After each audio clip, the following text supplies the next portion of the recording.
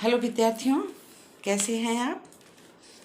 मेरे प्रिय विद्यार्थियों, आप लोगों के साथ मेरी ढेर सारी शुभकामनाएं हैं।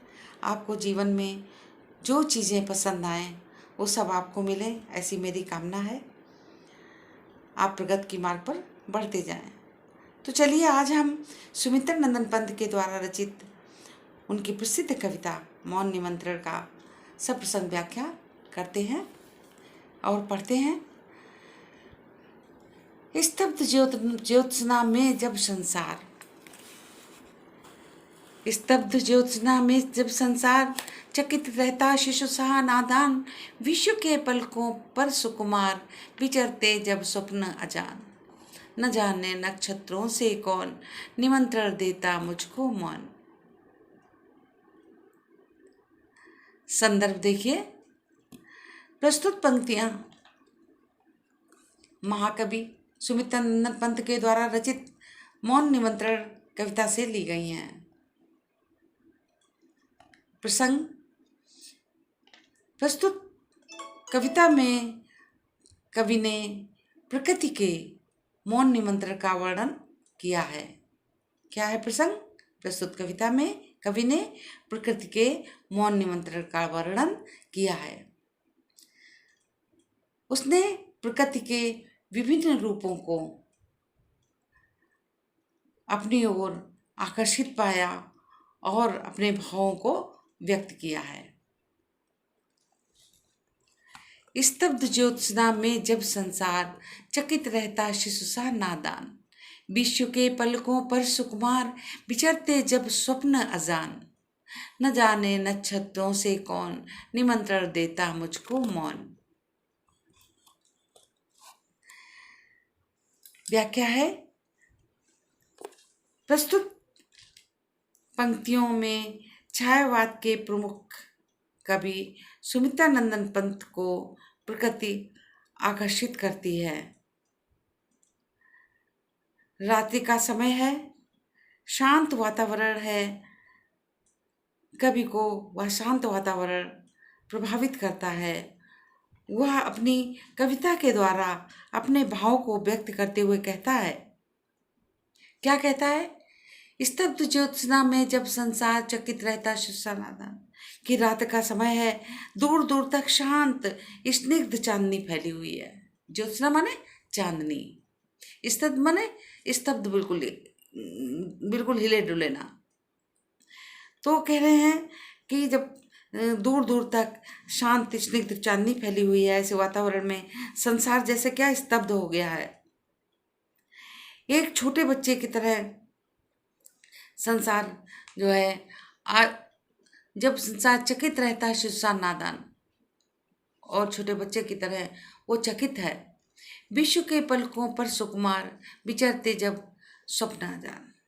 कभी क्या कह रहा है? ऐसे में कोई अज्ञात सत्ता कवि का मौन निमंत्रण देती है, अर्थात अपने पास बुलाती है। कवि उसे जानने की इच्छा व्यक्त करते हैं।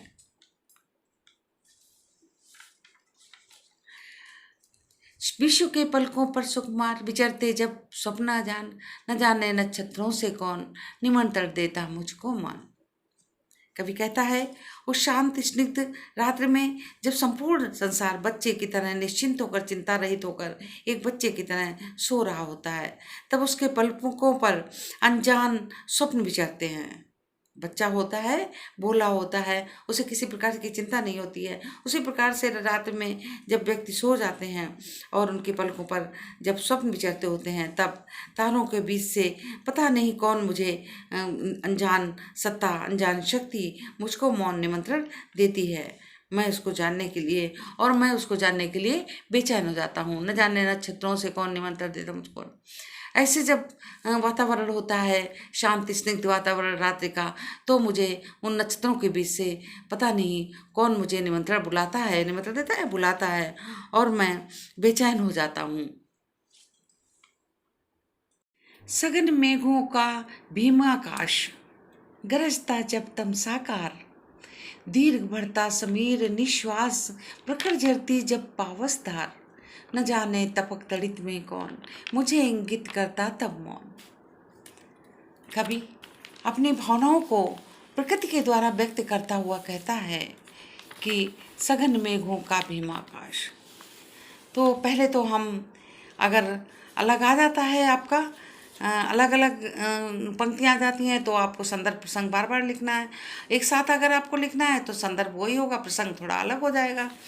तो हम अलग आपको बता रहे हैं इसका कि प्रस्तुत पंक्तियाँ छायावाद के प्रमुख कवि सुमित्रानंद पंत के द्वारा रचित मौन निमंत्रण कविता से ली गई हैं। ठीक है, फिर प्रसंग देखो कि पहले कविता देखिए। सघन मेघों का भीमाकाश अगरजता है जब तुम साकार, दीर्घ बढ़ता जमीर निश्वास प्रखर जहती जब पावसता। तो प्रस्तुत पंक्तियां प्रकृति के सुकुमार कवि सुमित्रानंदन पंत ने प्रकृति के माध्यम से अपने हृदय की व्याकुलता को बड़ी सुंदरता से वर्णन किया है। ये क्या है? ये आपका प्रसंग हो गया कि प्रकृति के माध्यम से सुमित्रानंद पंत ने अपने हृदय की व्याकुलता को बड़े ही सुंदर ढंग से वर्णन किया है। व्याख्या देखिए। प्रस्तुत पंक्तियों में कवि ने उस समय का वर्णन किया है जब तेज वर्षा के साथ बिजली तड़क रही है, तेज हवाएं चल रही हैं। ऐसी प्रकृति को देखकर कवि अपने भावों को प्रकट करता हुआ कहता है। देखो, सघन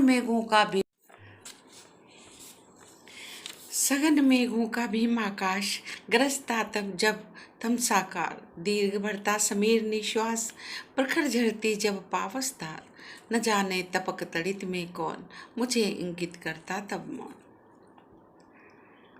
प्रस्तुत पंक्तियों में कवि उस समय का वर्णन करता है जब तेज वर्षा के साथ बिजली तड़क रही है, तेज हवाएं चल रही हैं। ऐसी प्रकृति को देखकर कवि अपने भाव को प्रकट करता हुआ कहता है। क्या कहता है कि आकाश में दूर दूर तक काले घने बादल छाए हैं।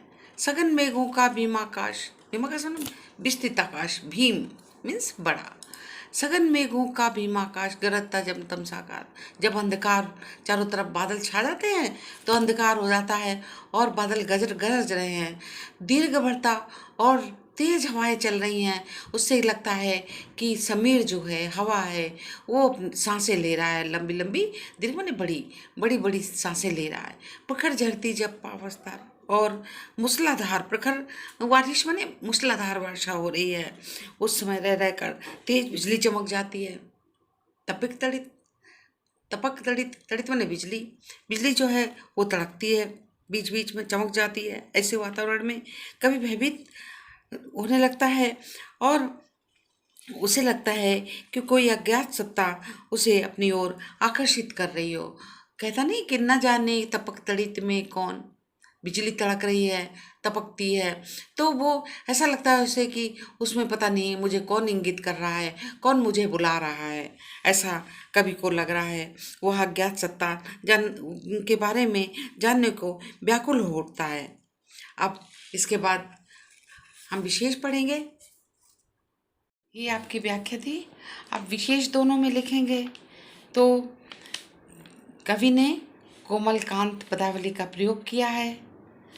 अलंकार योजना इनकी कविता की दर्शनीय है और इसमें लाक्षणिक पदावली का प्रयोग हुआ है।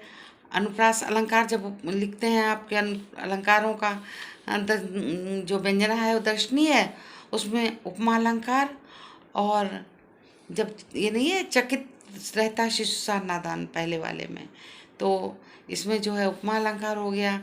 अनुप्रास हर कविता की जो विशेष होगा उस अनुप्रास होता ही है, तो अनुप्रास अलंकार लिख दीजिए। मधुर रस, और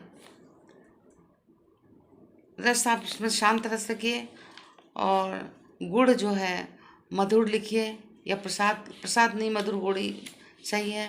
खड़ी बोली,